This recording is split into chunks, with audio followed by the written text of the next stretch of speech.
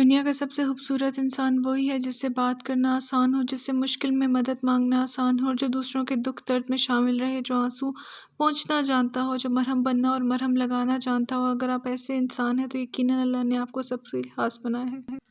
میں نے اپنی زندگی کے گزرے ہوئے ایام سے جو سیکھا ہے وہ ہے کسی بھی ناقابل قبول رویے، الفاظ، عمل کے بدلے میں خاموش ہو جانا۔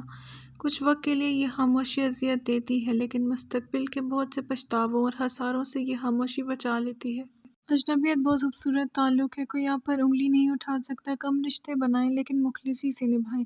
محبت تو بہت سے لوگ آپ سے کر سکتے ہیں، لیکن مخلص سارے نہیں ہوتے۔ وقت مٹی ڈال دیتا ہے، یادوں پر، ماضی پر، آرزوؤں پر، غلطیوں پر، چاہتوں پر، اور یہاں تک کہ رشتوں پر بھی۔ ذرا احتیاط کیجیے گا۔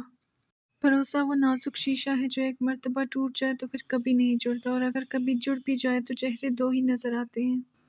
کبھی کبھی زندگی کی حقیقتوں کو قبول کرنے کے لیے مضبوط نہیں، بے حس ہونا پڑتا ہے۔